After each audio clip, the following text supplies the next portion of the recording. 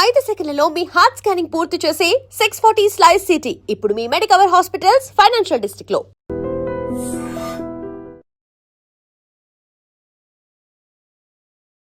And మన bone ఒక strength అనేది కూడా రాను రాను తగ్గిపోతుందా లేకపోతే ఎలా ఉంటుంది ప్రజెంట్? తగ్గిపోతుందండి. తగ్గిపోతుంది. ఒక ఏజ్ వచ్చిన తర్వాత బోన్ స్ట్రెంత్ అనేది తగ్గిపోతుంది. ఓకే. మనకి హైయెస్ట్ ఉండేది ఏంటంటే 25 to 35 ఏజ్ గ్రూప్ మధ్యలో ఉండేది స్ట్రాంగ్గా ఉంటాయి.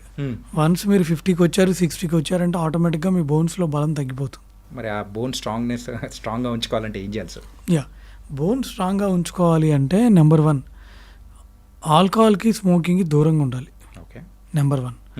నెంబర్ 2 ఈ షుగర్ డ్రింక్స్, కార్బోనేటెడ్ డ్రింక్స్ అంటే లైక్ ఈ సోడాలు అంటాం కదా, సోడాలు చాలామంది బిర్యానీ తిన్న తర్వాత ఆ సోడాలు తాగుతారు. తాగితే ఆ బేవ్ అనే సౌండ్ వస్తుంది. అది వస్తే వాళ్ళకి ఏదో చాలా బాగా అయింది అనుకుంటారు. సో ఆ సోడాలు తాగడం వల్ల ఏమవుతుందంటే బోన్స్ కూడా డ్యామేజ్ అవుతాయి. సో స్మోకింగ్, ఆల్కహాల్ని స్టాప్ చేయాలి. ఈ సోడాలు తాగడం వాటిని ఆ హ్యాబిట్ని కూడా మానేసుకోవాలి. అంటే ఎంత తక్కువ కుదిరితే అంత తక్కువ తీసుకోవాలి అంతే. ఓకేనా. తర్వాత రెగ్యులర్గా వైటమిన్ D3, సీరం కాల్షియము, తర్వాత ఇలాంటి టెస్ట్లు అవసరమైనవి చేయించుకోవాలి. తర్వాత BMD టెస్ట్లు చేయించుకోవాలి. సీరం కాల్షియము, వైటమిన్ D కనుక తక్కువ ఉంటే మీ డాక్టర్ గారు అడ్వైస్ తీసుకొని దాని ప్రకారంగా ట్రీట్మెంట్ తీసుకోవాలి. సో ఎండలో అయితే ఖచ్చితంగా అట్లీస్ట్ డైలీ ఒక ½ an hour, మార్నింగ్ 8 లోపల 9 లోపల, ఈవినింగ్ 2 తర్వాత, 2 or 3 తర్వాత ½ an hour అయినా మనం ఎక్స్పోజ్ అయితే బెస్ట్. ఇంకా మొబిలైజేషన్ చాలా ఇంపార్టెంట్ అండి. అంటే మనిషి నడవడం అనేది చాలా ఇంపార్టెంట్. మీకు ఇప్పుడు 2 పేషెంట్స్ ఉన్నారు. ఒక పేషెంట్ నడుస్తున్నాడు, ఒక పేషెంట్ 1 నెల రోజులు మంచం మీదే ఉన్నాడు. ఎవరైనా ఒక మనిషి 1 నెల రోజులు మంచం మీదే పడుకొని ఉన్నారంటే బోన్స్ కూడా వీక్ అయిపోతాయి సార్. వీక్ అయిపోతాయి. నడుస్తూ ఉండాలి. యూస్ చేయకపోయినా వీక్ అయిపోతాయి. నడుస్తూ ఉండాలి. మనిషి అనేవాడు నడుస్తూ ఉంటేనే స్ట్రాంగ్గా ఉంటాయి. ఇమ్మొబిలైజేషన్ చేసామంటే బోన్స్ వీక్ అయిపోతాయి, ఇరిగిపోవడానికి ఛాన్స్ ఎక్కువ ఉంటుంది.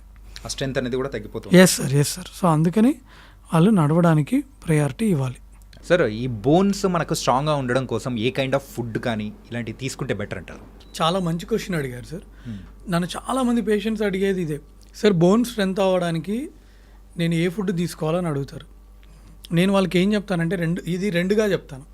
ఏది తినాలి, ఏది తినకూడదు. ఎందుకంటే ఇక్కడ ఏం తినకూడదు అనేది మోర్ ఇంపార్టెంట్.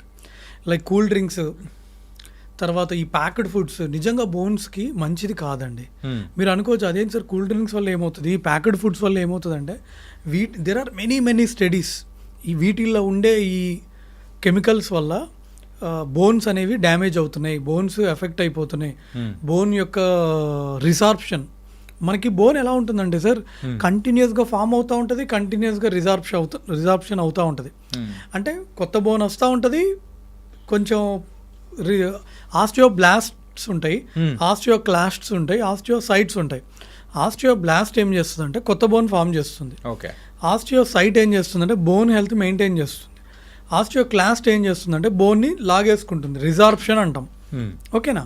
సో ఈ కూల్ డ్రింక్స్, తర్వాత ఈ ప్యాక్డ్ ఫుడ్స్ తినడం వల్ల ఏమవుతుందంటే ఈ ఆస్టియోక్లాస్ట్ యాక్టివిటీ సరిగ్గా జరగకపోవడం వల్ల రిజార్ప్షన్ అనేది ఎక్కువైపోతూ ఉండి బోన్స్ వీక్ అయిపోతూ ఉంటాయి అన్నమాట. సో అందుకని ఈ కూల్ డ్రింక్స్లో ఈ సోడా ఉండేవి, వీటిలో ఈ ఫాస్ఫరిక్ యాసిడ్ ఉండడం, ఇట్లాంటివన్నీ అంత హెల్త్కి మంచిది కాదు. సో ఇవి తీసుకోకూడదని ఐటమ్స్. ఇక తినడానికి ఏమేం కావాలి, ఏవేవి తీసుకోవాలంటే మెయిన్గా నేను చెప్పేది పేషెంట్స్కి పాలు, ఆకుకూరలు, గుడ్లు, రాగి జావా. అంటే చాలా ఐటమ్స్ లిస్ట్ ఉంటుంది. ఆ లిస్ట్ అంతా చెప్పడం కన్నా జస్ట్ ఒక 3-4 ఐటమ్స్తో కంక్లూడ్ చేయడానికి పాలు తాగడం, ఆకుకూరలు, గ్రీన్ లీఫీ వెజిటబుల్స్ చాలా చాలా చాలా మంచిది బోన్ హెల్త్కి. కంటికి ఎలాగ మంచిదో బోన్ హెల్త్ కూడా అలాగే మంచిది. రాగి జావా చాలా చాలా మంచిదండి. దాంట్లో కాల్షియం, వైటమిన్స్, మినరల్స్ అన్నీ ఉంటాయి. తర్వాత మీరు తీసుకోగలిగితే ఆల్మండ్స్, డ్రై ఫ్రూట్స్ అవి కూడా తినొచ్చు హ్యాపీగా. పిల్లలకి చాక్లెట్లు, తర్వాత ఇట్లాంటివి ఈ ప్యాక్డ్ ఫుడ్స్ ఇచ్చే బదులు శుభ్రంగా 4 డ్రై ఫ్రూట్స్ ఇచ్చి దాంతో లడ్డూలు కూడా చేయాల్సిన అవసరం లేదు. జస్ట్ 4-5 బాదం కానీ, పిస్తా కానీ అవి వాళ్ళు తిన్నా హ్యాపీ. సో ఆర్థోపెడిక్ సర్జన్గా sir, so total knee replacement అని చెప్పేసి మనం వింటూ ఉంటాము. యాక్చువల్గా ఈ టోటల్ నీ రీప్లేస్మెంట్ అనేది కూడా యూజువల్గా ఎప్పుడు చేయించుకోవాలి? టోటల్ నీ రీప్లేస్మెంట్ సర్జరీ ఎప్పుడు చేయించుకోవాలంటే ఎవరైనా ఒక పేషెంట్కి ఒక 55 years ఏజ్ వచ్చినాయి, okay 55 to 60 ideal age group sir. అదేంటి సార్ 40గా చేసుకోకూడదు అంటే 40కి కూడా చేయొచ్చు, కొన్ని ఎక్సెప్షనల్ కండిషన్స్లో 40కి కూడా చేస్తాం. కానీ 55 to 60 ఏజ్ గ్రూప్ వాళ్ళకి కనుక చేస్తే మనం వేసే ఇంప్లాంట్ రఫ్గా 15 to 20 years వస్తుంది. సో 60 ఏళ్ళ వాళ్ళు చేయించుకున్నారు అనుకోండి, మనం చేసే ఇంప్లాంట్ మనం ఏదైతే ఇంప్లాంట్ పెడుతున్నామో అది రఫ్గా ఒక 15-20 years వస్తుంది. సో ఒక 75 years ఏజ్ వరకు వస్తుంది. సో మన ఇండియాలో యావరేజ్ లైఫ్ ఎక్స్పెక్టెన్సీ 72 years అనమాట. ఓకేనా? సో వాళ్ళ లైఫ్కి అది కరెక్ట్గా సరిపోతుందనే ఆ ఉద్దేశంతో ఆ ఏజ్ గ్రూప్ వాళ్ళకి మనం సజెస్ట్ చేస్తాం అనమాట. అలా అని కొంతమంది రుమటైడ్ ఆర్థరైటిస్ పేషెంట్లకి కొన్ని ఎక్సెప్షనల్ కండిషన్స్లో ముందే చేస్తాం. It doesn't mean like every వన్కి ప్రతి ఒక్కరికి ముందే చేస్తామని కాదు. సో ఐడియల్గా 55 to 60 years ఏజ్ గ్రూప్ వాళ్ళు ఎవరైతే లైక్ లిటరల్గా 200 meters కూడా నడవలేకపోతున్నారో, ఎవరైతే అసలు ఇండియన్ టాయిలెట్ కాదు వెస్ట్రన్ టాయిలెట్లో కూడా కూర్చోలేకపోతున్నారో, ట్యాబ్లెట్లు వేసుకొని వాళ్ళు రోజు గడవట్లేదు, లిటరల్గా ట్యాబ్లెట్ వేసుకున్నా కూడా నొప్పులు తగ్గట్లేదు, అసలు నడవలేకపోవడం, కింద కూర్చోలేకపోవడం, 4 అడుగులు కూడా వేయలేకపోవడం, ఇలాంటి వాళ్ళకి నీ రీప్లేస్మెంట్ సజెస్ట్ చేస్తాం. సో అది ఏ ఏజ్లో అయినా కానీ ఇట్లాంటి ప్రాబ్లమ్స్ అయితే స్పెసిఫిక్గా ఉన్నాయంటే you will go for that total నీ. ఇంకోటి నీ రీప్లేస్మెంట్ సర్జరీ చెప్పినప్పుడు వాళ్ళ హార్ట్ కండిషన్ ఎలా ఉంది, షుగర్ ఉంటే షుగర్ కంట్రోల్లో ఉందా లేదా, ఇవన్నీ కూడా చూస్తామండి. ఓవరాల్గా వాళ్ళు ఎంత ఫిట్గా ఉన్నారనేది కూడా చూస్తాం. ఎందుకంటే సర్జరీ ముందు ఖచ్చితంగా కొన్ని బ్లడ్ టెస్ట్లు అవ్వాలి, తర్వాత గుండెకి సంబంధించి 2D echo, ECG, chest x ray, తర్వాత ఇంకా కార్డియాలజిస్ట్ డాక్టర్ గారు ఇంకేమైనా ఫర్దర్ స్కాన్స్ అడ్వైజ్ చేస్తే ఆ స్కాన్స్ అవన్నీ అయిపోయి అవన్నీ నార్మల్గా ఉన్నాయనుకుంటే ఫిజిషియన్ కూడా చూసి ఓకే అనుకుంటే తర్వాత అనస్థీషియా డాక్టర్ గారు చూస్తారు, మత్తిచ్చే డాక్టర్ గారు, వాళ్ళు కూడా చూసి పేషెంట్ బాగానే ఉన్నారు, ఫిట్గా ఉన్నారు అనుకుంటే దెన్ అప్పుడు సర్జరీకి తీసుకుంటాం. సార్ ఓన్లీ ఈ హార్ట్కి సంబంధించిన వ్యాధులే కాకుండా కిడ్నీకి సంబంధించి, లివర్కి సంబంధించి ఇలా డిఫరెంట్ కూడా ఉంటాయి చూడండి సార్, అవి కూడా కన్సిడరేషన్ తీసుకొని you'll go for the surgery. అవునండి. ఓకే. ఈ నీ రీప్లేస్మెంట్ సర్జరీ తర్వాత వచ్చే కాంప్లికేషన్స్ కానీ ఏదైనా ఉంటాయంటారా? చాలా ఉంటాయి సార్. ఓకే. 100 మందిలో ఒకళ్ళిద్దరికి అది ఇన్ఫెక్షన్ వచ్చే ఛాన్స్ ఉంటుంది. సో తర్వాత అసెప్టిక్ లూజనింగ్ అంటాం, అంటే ఇది ఒక ఇన్ఫెక్షన్ కాదు బట్ ఇంప్లాంట్ లూజ్ అయిపోవడం అనమాట. ఓకే. ఇది కూడా ఉంటుంది. తర్వాత మోకాలు స్టిఫ్గా అవడం ఉంటుంది, తర్వాత వాళ్ళకి స్పర్శ లేకపోవడం కూడా ఉంటుంది. సో కొంతమందికి స్పర్శ లేకపోవడం, ఒక చిన్న ఏరియా ఇక్కడ స్పర్శ ఉండదు అనమాట, అది కామనే. కాలంతా మొద్దుబారినట్టు, తిమ్మిరైనట్టు కూడా ఉంటుంది కొంతమందికి. ఓకే. సో ఇవన్నీ కాంప్లికేషన్స్. అంటే ఇంకా కొంతమందికి అరే సర్జరీ అనేటప్పటికి భయపడుతూ ఉంటారు. కాకపోతే ఇలా సర్జరీకి వెళ్లకుండా ఉండడానికి రీజన్స్ ఏంటంటే, అరే ఇప్పుడు మనం నడుస్తూ ఉన్నాం బాగానే ఉంది, సర్జరీ అయిన తర్వాత అలాగే నడుస్తామా లేదా అనేది కూడా ఒక క్వశ్చన్ మార్క్ వస్తుంది కదా సార్, దానికి మీరు ఆన్సర్ ఏం చెప్తారు సార్? హ్యాపీగా నడవచ్చు. ఓకే. సర్జరీ అయిన తర్వాత కూడా కాన్ఫిడెంట్గా నడవచ్చు, భయపడాల్సిన పని లేదు. హ్యాపీగా సర్జరీ ముందు ఎలా నడుస్తున్నారో సర్జరీ తర్వాత కూడా అలా నడుస్తారు వాళ్ళు. ఓకే. బట్ 100 మందిలో ఒకళ్ళిద్దరికి అది మోకాలు ఇన్ఫెక్షన్ వచ్చే ఛాన్స్ ఉంటుంది. సో అది అంటే ఇండియాలో అయినా అంతే, యూఎస్లో అయినా అదే, యూకేలో అయినా అంతే. So there for every surgery like అదే సర్జన్ ఒక 100 సర్జరీస్ కానీ ఒక 200 సర్జరీస్ చేస్తే ఒక పేషెంట్కి అది ఇన్ఫెక్షన్ వచ్చే ఛాన్స్ ఉంటుంది. ప్రైమరీ టీకేఆర్లో రివిజన్ టీకేఆర్ అంటాం. రివిజన్ టీకేఆర్ అంటే ఏంటంటే, ఫర్ ఎగ్జాంపుల్ ఒక పేషెంట్ ఉన్నారు, నీ రీప్లేస్మెంట్ సర్జరీ అయింది, అది ఇన్ఫెక్షన్ వచ్చింది. ఇన్ఫెక్షన్ వచ్చినప్పుడు ఏం చేస్తామంటే ఇంప్లాంట్ తీసేసి మొత్తం తరోగా వాష్ చేసి యాంటీబయాటిక్ సిమెంట్ స్పేసర్ పెడతాం. మళ్ళీ 4 నుంచి 6 వారాల తర్వాత ఒక యాంటీబయాటిక్ హాలిడే ఇచ్చి ఈఎస్ఆర్ సిఆర్పి కంట్రోల్లో ఉన్నాయో లేదా చూసుకొని అప్పుడు ఈ సెకండ్ స్టేజ్ చేస్తాం. అంటే సిమెంట్ స్పేసర్ తీసేసి రివిజన్ ఇంప్లాంట్స్ పెడతాం. ఓకే. సో ఆ కేసులో మళ్ళీ ఇన్ఫెక్షన్ వచ్చే ఛాన్స్ 9% దాకా ఉంటుంది. So first time if it is 1 to 2%, in the second case it can be between 8 to 10%. అంటే ఇంక్రీజ్ అయిపోయినట్టు. అవును సార్. సర్జరీ అయిన తర్వాత కానీ సో వాళ్ళు తీసుకోవాల్సిన జాగ్రత్తలు అంటే మీరు ఏం చెప్తుంటారు సార్? కొంతమంది అరే అయిపోయింది కదా అని చెప్పేసి వదిలిపెట్టేసి ఇంకా they will go for the normal lifes అని వెళ్ళిపోతూ ఉంటారు, కానీ సర్జరీకి ముందున్న లైఫ్ మాత్రం ఉండదు కదా. అంటే కింద కూర్చోవద్దని చెప్తాం సార్. ఓకే. హెవీ వర్క్స్ చేయొద్దని చెప్తాము. అంటే ఇప్పుడు చాలామంది పల్లెటూరుల నుంచి కూడా వచ్చి చేయించుకుంటూ ఉంటారు, మళ్ళీ పొలం పనులకు వెళ్ళొద్దని చెప్తాము. ఓకే. ఎందుకంటే పొలం పనులకి వెళ్ళినప్పుడు మళ్ళీ సడన్గా ఏదైనా లైక్ ఏదైనా తట్టుకొని కింద పడ్డా, మళ్ళీ ఏదన్నా తలనొప్పి, సో అందుకని ఆ 2 పనులు వద్దని చెప్తాం. ఓకే. రిమైనింగ్ అంతా వాళ్ళు చేసుకోవచ్చు, మెట్లు ఎక్కడం దిగడం చేయొచ్చు, వాళ్ళ పనులన్నీ వాళ్ళు చేసుకోవచ్చు. ఎన్ని రోజులు పడుతుంది సార్ ఇది సర్జరీ అయిన తర్వాత కోలుకోవడానికి? రఫ్గా ఒక 2-3 వీక్స్ అండి అంతే. ఓకే, 2-3 వీక్స్లో they will be normal. Yes. Okay, discharge అవ్వడానికి? డిశ్చార్జ్ ఆఫ్టర్ 3 డేస్కి డిశ్చార్జ్ చేస్తాం. ఆఫ్టర్ 3 డేస్కి ఈరోజు సర్జరీ అవుతే 3 డేస్ తర్వాత డిశ్చార్జ్ చేస్తాము. పక్క రోజు నుంచి నడిపిస్తాము. ఓకే, ఫిజియోథెరపీ చేయిస్తాము. ఈ ఫిజియోథెరపీ అనేది కూడా ఎన్నాళ్ళు చేయించుకుంటూ ఉండాలి వాళ్ళు? రఫ్గా నేను 2-3 వీక్స్ చేయించుకోమని చెప్తాను సార్. ఫిజియోథెరపీ కంపల్సరీ అవసరం అండి. ఎందుకంటే ఫిజియోథెరపీ చేస్తే మనకి కండరాలు గట్టిపడతాయి. ఓకే, మనం ఏ అప్రోచ్ ద్వారా చేసినా కూడా ఫిజియోథెరపీ అనేది కంపల్సరీ కావాలి సార్. ఓకే, అలాగే ఇంప్లాంట్స్ గురించి మరి మాట్లాడారు. అసలు ఈ ఇంప్లాంట్స్ అనేది కూడా సో ఎలాంటి ఇంప్లాంట్స్ అనేది కూడా యూజ్ చేస్తూ ఉంటారు సార్? దీంట్లో రకరకాలు ఉన్నాయి సార్. అంటే ఆక్సినియం అని, కోబాల్ట్ క్రోమ్ అని ఇట్లా. సో ఒక్కొక్క కంపెనీ ఒక్కొక్క ఇది ఉంటుంది. సో నేను యూజువల్గా రెగ్యులర్గా ఎక్కువ జాన్సన్ది వాడుతుంటాను. మిగతావి కూడా వాడుతుంటాను, అట్లేం లేదు. సో కోబాల్ట్ క్రోము, టైటానియము, తర్వాత ఆక్సినియం అవి ఉంటాయండి. ఓకే, ఈ టోటల్ నీ రీప్లేస్మెంట్ సర్జరీ విషయానికి వచ్చేటప్పటికి దెర్ ఇస్ అనే డిఫరెంట్ కైండ్ ఆఫ్ సర్జరీస్ అనేది కూడా ఉంటాయి కదా. ఇప్పుడు టెక్నాలజీ పెరిగిపోయింది, ఈ రోబోటిక్ అనేది కూడా మనం వింటూ ఉన్నాము. జస్ట్ ట్రెడిషనల్గా ఉండేది ఆ రోబోటిక్ అనేది. So what's the difference sir రెండు దానికి? సార్ ఈ రోబోటిక్ టీకేర్లో ఏంటంటే అండి మనకి కాంప్లెక్స్ కేసెస్కి బాగా హెల్ప్ అవుతుంది. సో యాక్యురేట్గా కట్స్ తీసుకోవచ్చు, అలైన్మెంట్ కూడా పర్ఫెక్ట్గా ఉందా లేదా ఇవన్నీ చూడొచ్చు. ఓకే, సో సింపుల్ కేసెస్కి మనం రెగ్యులర్గా చేసే టెక్నిక్ సరిపోతుంది. కానీ బట్ ఏదైనా కాంప్లెక్స్ కేసెస్, ఫీమర్ నెయిల్ ఉంది ఆల్రెడీ, సో ఇలాంటి కేసెస్ చేయడానికి మనకి రోబో ఉంటే బెటర్ అనమాట. ఓకే, కానీ ఇప్పుడు ప్రెసెంట్ ఎక్కువ ఏది జరుగుతుంది sir, traditional or this robotic? So ఇండియాలో ఇంకా ట్రెడిషనల్ వేలోనే జరుగుతుంది సార్. కొన్ని సెంటర్స్లోనే ఉంది robo, but by and large ఇండియాలో ఎక్కువ కేసెస్ అయితే ట్రెడిషనల్ వేలోనే జరుగుతున్నాయి. And is it expensive? Expensive అంటే అంత ఎక్స్పెన్సివ్ ఏం కాదు సార్. ఇన్సూరెన్స్ ఉంటే ఇన్సూరెన్స్లో కవర్ అవుతుందండి. సో హాస్పిటల్ బట్టి రఫ్గా ఉంటుంది ఓకే కాస్ట్. అండ్ ఇంకొకటి ఏంటంటే కాలు వంకర్లు అనేది కూడా తగ్గిపోతూ ఉందా ఈ సర్జరీ ద్వారా? కానీ చాలామంది క్వశ్చన్ అడుగుతారు సార్, నాకు కాలు వంకరగా ఉంది కదండి, కాలు మళ్ళీ కంప్లీట్గా స్ట్రైట్ అయిపోతుందా అని. కంప్లీట్గా స్ట్రైట్ అయిపోదు, కొంచెం కరెక్ట్ అవుతుంది. ఇప్పుడు కాలు ఇలాగా వాళ్ళకి మొత్తం బెండ్ అయిపోతుంది కదా సార్. అవును సార్. సో అందరికి కాదు, కొంతమందికి. సో వాళ్ళకి మొత్తం ఇలాగ స్ట్రైట్ ఏం అయిపోదు, కొంతవరకు స్ట్రైట్ అవుతుంది. ఓకే సార్, ఈ డౌట్స్ అనేది కూడా కంప్లీట్గా ఎవరైతే పేషెంట్స్ వస్తుంటారో ఇలాంటి కామన్ డౌట్స్ అనేది అడుగుతుంటారు కదా. అవునండి, అవును. ఎక్కువగా అడిగే డౌట్ అంటే ఏది సార్? నేను మళ్ళీ బాగా నడుస్తానా లేదా, నాకు నొప్పులు తగ్గుతాయా లేదా అని. సో వాళ్ళకి నేను చేసిన సర్జరీ వీడియోస్ నా యూట్యూబ్లోను ఇన్స్టాగ్రామ్లో ఉంటాయి కదండి, అవి చూపిస్తాను. అవి చూపించినప్పుడు వాళ్ళకి కొంచెం ఒక నమ్మకం వస్తుంది. ఓకే, సో బిఫోర్ సర్జరీ మనము ఏ కైండ్ ఆఫ్ బ్లడ్ టెస్ట్ చేయించుకోవాలని చెప్పేసి మీరు సజెస్ట్ చేస్తూ ఉంటారు?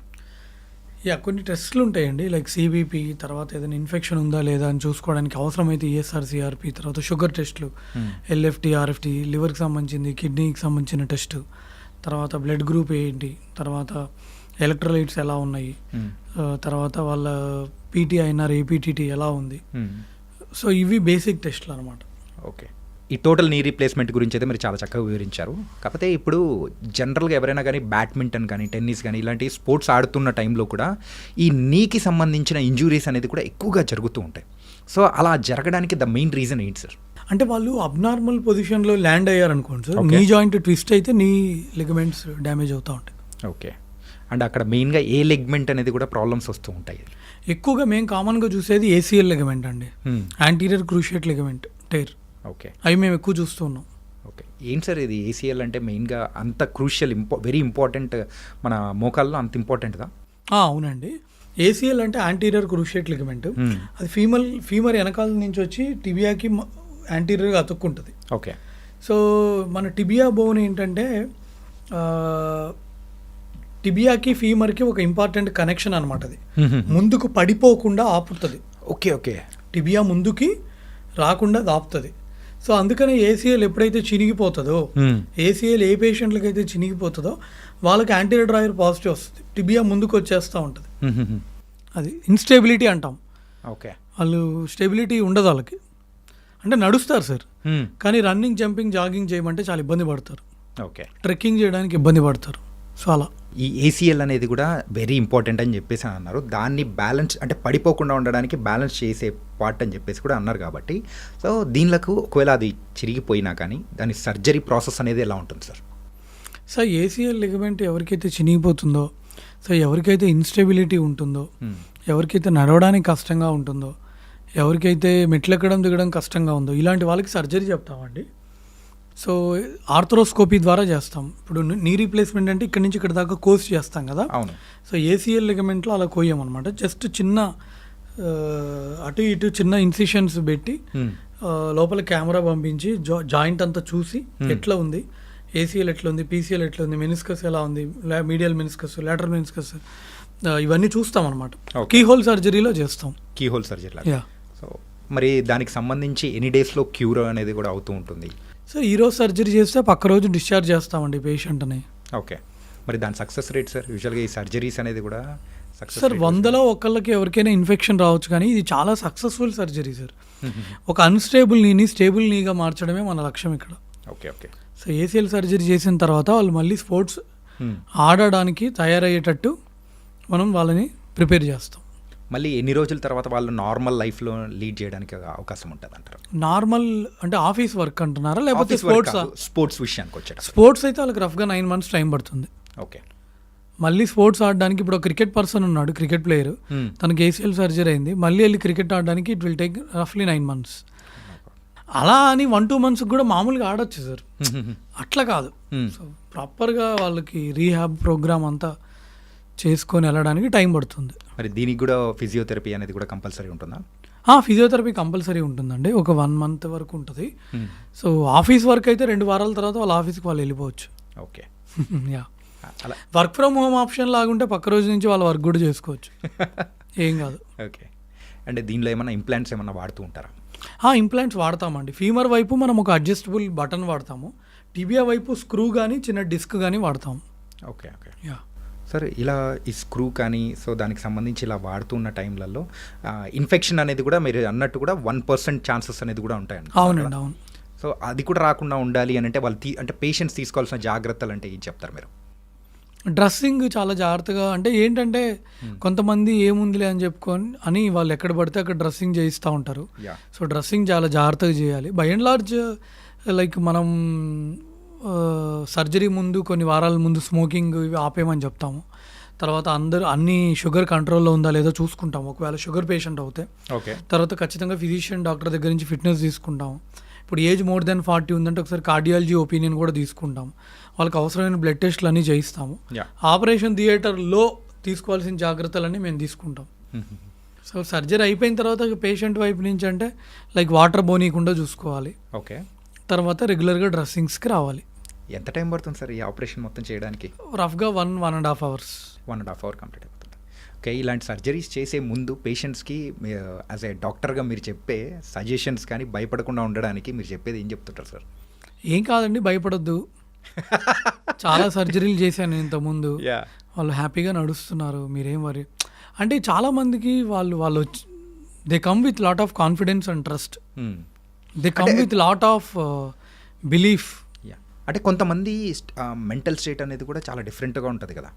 సో అరే ఏంటిది అని చెప్పేసి కొంతమంది అంటే పేరెంట్స్ ప్రోత్సాహంతో కూడా వచ్చేస్తూ ఉంటారు, కానీ అక్కడికి వచ్చిన తర్వాత అంటే మారిపోతూ ఉంటారు కదా. సో అలాంటి వాళ్ళ కోసం నేను అడుగుతున్నా సార్. ధైర్యం చెప్తాం సార్, ఏం కాదులేండి. నిజంగా ఇంకా సర్జరీ తప్పదు కదా మరి. లేదు సి ఒక 60 ఏళ్ళ వాళ్ళకి 50 ఏళ్ళ వాళ్ళకి ఏసీఎల్ టేర్ అయితే వాళ్ళకి అంత అవసరం ఉండదు సార్. ఒక యంగ్ పేషెంట్కి ఏసీఎల్ టేర్ అయ్యి వాళ్ళు రన్నింగ్ చేయలేకపోతున్నారు, లేదా వాళ్ళు ట్రెక్కింగ్ చేయలేకపోతున్నారు, వాళ్ళు మెట్లు ఎక్కడం దిగడం కష్టంగా ఉంది అన్నారనుకోండి, వాళ్ళకి చేయించుకోమని చెప్తాను తప్ప. బట్ ఒక 50 years వచ్చిన వాళ్ళకి 60 years వచ్చిన వాళ్ళకి అంత చెప్పమన్నమాట. Okay. Yeah sir. And frozen shoulder అంటే ఏంటి సార్? ఫ్రోజన్ షోల్డర్ అంటే ఏంటంటేనండి, ఎవరికైతే ముఖ్యంగా డయాబెటిక్ పేషెంట్స్లో కానీ థైరాయిడ్ పేషెంట్స్లో కూడా ఏమవుతుందంటే ఈ షోల్డర్ జాయింట్ చుట్టూ ఉండే క్యాప్సూల్ టైట్ అయిపోయి ఈ మూమెంట్స్ అనేవి ఫ్రీగా ఉండవు. Okay okay. ఇట్లా రాదు, ఇలా రాదు, ఇలా రాదు, అది క్యాప్సూల్ టైట్ అయిపోయి మూమెంట్స్ సరిగ్గా ఉండవు అనమాట. సో మూమెంట్ రిస్ట్రిక్షన్ ఉంటుంది. ఓకే. సో ఒకవేళ అలాంటిది అనిపించింది అనుకోండి, సో వాళ్ళు ఏం చేయాలి నెక్స్ట్? ఇమీడియట్గా ఆర్థోపెడిక్ సర్జన్ని కన్సల్ట్ అవ్వాలి సార్. ఓకే. సో వాళ్ళకి ఎగ్జామిన్ చేస్తాము, అవసరం అనుకుంటే ఎక్స్రే అండ్ ఎంఆర్ఐ స్కాన్ కూడా రాస్తాము. సో చూస్తాం అంటే అది ఫ్రోజన్ షోల్డర్ ఒకటే ఉందా, ఫ్రోజన్ షోల్డర్ కాకుండా ఇంకా వేరేవి ఏమైనా ఉన్నాయా, రొటేటర్ కఫ్ టైర్స్ ఏమైనా ఉన్నాయా, అంటే కండరాలు ఏమైనా చినిగినాయా, బైసెప్స్ టెండినైటిస్ ఏమైనా ఉందా, యాక్రోమియన్ ఎట్లా ఉంది, యాక్రోమియన్ షేప్ ఎలా ఉంది, నీ జాయింట్ షోల్డర్ జాయింట్ లోపల ఏమన్నా ఎఫ్యూజన్ ఉందా, ఫ్లూయిడ్ ఏమైనా చేరిందా, యాక్సిలరీ పౌచ్ ఎలా ఉంది, లిగమెంట్స్ ఎట్లా ఉన్నాయి, ఇవన్నీ చూస్తాం. రీసెంట్గా మా అమ్మగారికి కూడా సేమ్ అదే ప్రాబ్లం సార్. ఏంటంటే అది నిద్రలో పట్టేసిందేమో అని అనుకున్నాం, కానీ but after 1-2 days she became normal. మీరు అన్నట్టు కూడా ఇలా హ్యాండ్ అనేది ఎత్తనీకోకుండా అట్లే అయిపోయింది. వర్క్స్ అయితే కొన్ని చేసుకోగలుగుతుంది, కానీ బట్ హ్యాండ్ కంప్లీట్గా రైజ్ చేయనికోకుండా ఏది టచ్ చేస్తూనే ఫుల్ పెయిన్ అనేది కూడా వచ్చేస్తూ అట్లా అయిపోయింది అనమాట. సో ఈ కైండ్ ఆఫ్ సిమ్టమ్స్ అనేది కూడా కనిపించాయంటే ఇట్స్ ఎన్ ఫ్రోజన్ షోల్డర్ కన్సే. వీళ్ళు ఎగ్జామిన్ చేయాలి సార్. పడ్డారా, దెబ్బ తగిలిందా, ఇవన్నీ చూడాలి. షుగర్ ఉందా లేదో చూడాలి. యూజువల్గా ఈ ఫ్రోజన్ షోల్డర్ డయాబెటిక్ పేషెంట్స్లో, హైపోథైరాయిడిజం పేషెంట్స్లో, పార్కిన్సోనిజం పేషెంట్స్లో, ఆల్రెడీ పక్షవాతం వచ్చిన పేషెంట్స్లో, బెడ్ రిడెన్ పేషెంట్స్, వీళ్ళల్లో ఎక్కువ వస్తూ ఉంటుందండి. సో మనం ఎగ్జామిన్ చేయాలి. కొంతమందికి ఏంటంటే ఫ్రోజన్ షోల్డర్తో పాటు కండరాలు కూడా చినిగిపోతాయి ఇక్కడ. ఓకే, అంటే సడన్గా బకెట్ లిఫ్ట్ చేసిన, లేదా జిమ్కి వెళ్ళి ఏదైనా వెయిట్స్ లిఫ్ట్ చేసిన, లేదన్నా గోడ గట్టిగా గుద్దుకున్నా, లేదన్నా కింద పడ్డా కూడా రొటేటర్ కఫ్ మజిల్స్ చినిగిపోతాయి, కండరాలు చినిగిపోతాయి అనమాట. కండరాలు చినిగినప్పుడు కూడా సో వాళ్ళకి చెయ్యి లేపడానికి రాదు, కష్టంగా ఉంటుంది. మరి అలాంటి వాళ్ళకు చికిత్స అంటే మీరు ఏం చెప్తారు సార్? సర్జరీనేనా? ఇనీషియల్గా మనం అదే ఎక్స్రే, ఎంఆర్ఐ చేయిస్తామండి. ఓకే. సో దాన్ని బట్టి ఉంటుంది వాళ్ళకి సివియారిటీ ఎలా ఉంది, ఎన్ని నెలల నుంచి ఉంది, ఆల్రెడీ 6 నెలలు అయిందా, లేకపోతే ఆల్రెడీ 1 year అయిందా, ఆల్రెడీ ఏమైనా మందులు వాడారా, ఆల్రెడీ ఫిజియోథెరపీ తీసుకున్నారా లేదా, అసలు వాళ్ళ పెయిన్ ఎలాగుంది, ఎంత సివియర్గా ఉంది, స్టిఫ్నెస్ ఎలా ఉంది, ఎంత సివియర్గా ఉందా, వీటన్నిటిని దృష్టిలో పెట్టుకొని సర్జరీ అవసరమా లేదా అనేది చెప్తాం. చేయాలంటే ఎంత ఎర్లీగా చేయాలి, ఒకవేళ సర్జరీ చేయాలంటే ఏంటి చేయాలి, ఏం సర్జరీ చేయాలి, కఫ్ రిపేరా, కఫ్ రిపేర్ ఎలా చేయాలి, సింగిల్ రోనా, డబుల్ రో రిపేరా, ఇవన్నీ ఉంటాయి. కఫ్ రిపేర్ అనేటప్పటికి కంప్లీట్గా ఇదైతే ఉంటుంది. అదో మరి ఆ సర్జరీ అనేది కూడా it's a complicated surgery or what sir? Minor surgery sir, arthroscopy ద్వారా చేసేది. చిన్న కీ హోల్ సర్జరీ ఉంటుంది, చిన్న కీ హోల్ పెడతాం, షోల్డర్ లోపల కెమెరా పంపించి టీవీలో చూస్తూ చేస్తాం. ఓకే. రీసెంట్గా మీ సోషల్ మీడియా ఒక పోస్ట్లో కూడా నేను చూశాను సార్. ఏంటంటే ఒక పేషెంట్కి కూడా మీరు చేసి దానికి కుట్లేసి చూపించారు. ఐ థింక్ అదే అనుకుంటా. అవునండి, కరెక్ట్. ఓకే. సో అది ఎన్ని డేస్ పడుతుంది? సేమ్ దానికి కూడా ప్రాసెస్ కానీ అంటే క్యూర్ అయ్యి వెళ్ళిపోవడానికి కానీ ఎన్ని డేస్ పడుతుంది అంటారు? సార్ ఇప్పుడు కఫ్ రిపేర్ చేస్తే దానికి ఒక రకమైన టైం పడుతుంది, బ్యాంకౌట్స్ చేస్తే దానికి ఒక రకమైన టైం పడుతుంది. ఫర్ ఎగ్జాంపుల్ జస్ట్ ఆర్థ్రోస్కోపీ చేసి క్లీన్ చేయడం అయితే నెక్స్ట్ డే నుంచి వాళ్ళ పనులు వాళ్ళు చేసుకోవచ్చు. ఫిజియోథెరపీ కూడా చేయొచ్చు. కఫ్ రిపేర్ చేస్తే యూజువల్గా దానికి ఒక ప్రోటోకాల్ ఉంటుంది, ఒక రీహాబ్ ప్రోగ్రామ్ ఉంటుంది. ఫస్ట్ 4-6 weeks బ్యాక్ పెట్టుకోమని చెప్తాము. దాని తర్వాత ఎవ్రీ 2 weeksకి కొంచెం మూమెంట్ స్టార్ట్ చేస్తాం. వీటన్నిటి గురించి చాలా చక్కగా చెప్పారు sir. It's everything is super. కాకపోతే జనరల్ లైఫ్లో వచ్చే డౌట్స్ అయితే కొన్ని ఉన్నాయి. మనము ఫోన్ యూజ్ చేసే విధానం అనేది కూడా ఒకటి ఉండాలి, లేకపోతే పెయిన్స్ అనేది కూడా వస్తూ ఉంటుంది. ఈ మధ్య రీల్స్ వచ్చిన ట్రెండ్తో వేళ్ళ నొప్పులు వచ్చేస్తూ ఉన్నాయి, అండ్ పట్టుకొని ఈ వెయిట్ వల్ల ఏమో ఇక్కడ పెయిన్స్ వచ్చేస్తున్నాయి. ఇంకొకటి బ్యాక్ పెయిన్స్. అసలు ఫోన్ యూజ్ చేసేటప్పుడు మన పోస్చర్ అనేది ఎలా ఉండాలి, ఎలా యూజ్ చేయాలంటారు? ఇలా పెట్టి చూస్తే ఇక్కడ మెడ ఎక్కువసేపు మీరు ఒక 10 minutes ఇలా పెట్టి చూడండి, మెడ నొప్పి వస్తుంది. సో ఎప్పుడైనా ఇలా పెట్టి చూడాలి, ఐ లెవెల్లో పెట్టి చూడాలి. మనం ఐ లెవెల్లో పెట్టి చూసినప్పుడు మనకి ఇక్కడ లోడ్ ఎక్కువ పడదు. అలా కాకుండా మనం ఇలా మెడ వంచి చూసామనుకోండి, ఎవ్రీ 10 degreesకి ఇక్కడ లోడ్ ఎక్కువ పడుతుంది, ఎవ్రీ 10 degreesకి. ఓకే. సో దానివల్ల ఎక్కువ మెడ అరిగిపోయే ఛాన్స్ కూడా ఉంటుంది, డిస్క్ ప్రాబ్లమ్స్ ఇవి వస్తూ ఉంటాయి. సో ఐ లెవెల్లో చూడాలి సార్. బేసిక్గా నేను చెప్పే ఉద్దేశం ఏంటంటే ఐ లెవెల్లో చూడాలి. ఓకే. టీవీ కానీ వాటెవర్, న్యూస్ పేపర్ కూడా ఇలా పెట్టుకొని చూడకూడదు. ఒకవేళ ఇలా డిగ్రీస్ అనేది కూడా ఎవ్రీ 10 degreesకి సివియారిటీ అనేది కూడా పెరుగుతూ వెళ్తుంది కదా. సో ఇలా ఫోన్ యూజ్ చేయడం వల్ల వచ్చే మెయిన్ ప్రాబ్లమ్స్ ఏంటి? డిస్క్ బల్జెస్ వస్తాయి సార్, డిస్క్ ప్రాబ్లమ్స్ వస్తూ ఉంటాయి. సో మళ్ళీ అది సివియర్ అవుతే రాడికులోపతి అంటాము, ఇంకా సివియర్ అవుతే స్పాండిలోసిస్, తర్వాత మైలోపతి ఇవి అంటాం. So prevention is better than cure కాబట్టి so just try to see the phone like this. Okay, that's better. So ఓవరాల్గా మన హెల్త్ని, బోన్ హెల్త్నైనా కానీ చక్కగా చూసుకోవాలి, పర్ఫెక్ట్గా ఉండాలి అని అంటే సో యాజ్ ఏ డాక్టర్గా మీరు ఇచ్చే సజెషన్ ఏంటి? ఒక హెల్దీ బ్యాలెన్స్డ్ డైట్ ఫుడ్ తీసుకోవడం సార్. అంటే ఓన్లీ కార్బ్స్ తీసుకోండి, ఓన్లీ ప్రోటీన్స్ తీసుకోండి, ఓన్లీ ఫ్యాట్స్ తీసుకోండి, లేదా ఓన్లీ ఇవే తీసుకోండి అని చెప్పను నేను. మనం తినే ఫుడ్లో కార్బ్స్ ఉండాలి, ప్రోటీన్ ఉండాలి, హెల్దీ ఫ్యాట్స్ ఉండాలి, అన్నీ ఉండాలి. ఫైబర్ కూడా చాలా చాలా ఇంపార్టెంట్, నెంబర్ 1. తర్వాత ఇందాక నేను చెప్పినట్టు ఈ పాలు, ఆకుకూరలు, రాగిజావ అవి కూడా చాలా చాలా ఇంపార్టెంట్. తర్వాత ఈ షుగర్ డ్రింక్స్కి, తర్వాత ఈ షుగర్ సిరప్స్కి, తర్వాత ఈ ప్యాక్డ్ ఫుడ్స్కి ఎంత దూరంగా ఉంటే అంత బెటర్. ఎందుకంటే ఇప్పుడున్న రియలిస్టిక్ అంటే ఇప్పుడున్న దీంట్లో మనం టోటల్గా జీరో చేయలేం, కానీ but once in a while తప్పదు ఒక్కొక్కసారి. అట్ ద సేమ్ టైం మన వెయిట్ని మనం కంట్రోల్లో ఉంచుకోవడం. ఎందుకంటే ఓవర్ వెయిట్ ఉండి ఒబేస్గా ఉన్నామంటే ఆ బరువు కూడా మన మోకాళ్ళే కదండి మొయ్యాలి. సో మోకాలు ఎక్కువ అరిగే ఛాన్స్ ఉంటుంది. సో మీ BMIని మీరు కంట్రోల్లో ఉంచుకోవాలి, హైట్కి తగ్గ వెయిట్ ఉండాలి. So nice sir. అండ్ మీరు ఇచ్చే సజెషన్స్ అయితే ఖచ్చితంగా మన వాళ్ళు ఫాలో అవుతారు అనుకుంటున్నాను. So thank you so much for yes sir. Thank you so much. Thank you. And for more videos, Please subscribe to iDream. Please subscribe to iDream. Please subscribe iDream. And please subscribe to iDream. For more videos, subscribe to iDream. please like, share and subscribe to the channel. Congratulations, iDream. Subscribe to iDream. Subscribe to iDream. So subscribe to iDream Media. iDream ki iDream team andarki huge congratulations. Please subscribe iDream Media. Please subscribe to iDream. Subscribe iDream. Please subscribe to iDream. iDream అంటే నా కళల ఛానల్ను subscribe చేసుకున్న నోరు తిరుగుతలేదు, మీరైతే గంట గుర్తు కొట్టండి. For more such videos, please subscribe to iDream. Subscribe to iDream. Please subscribe to iDream. Please subscribe iDream Media. Please do subscribe to iDream. Please subscribe to iDream Media. For best entertainment and information, please subscribe iDream. And don't forget to subscribe to iDream.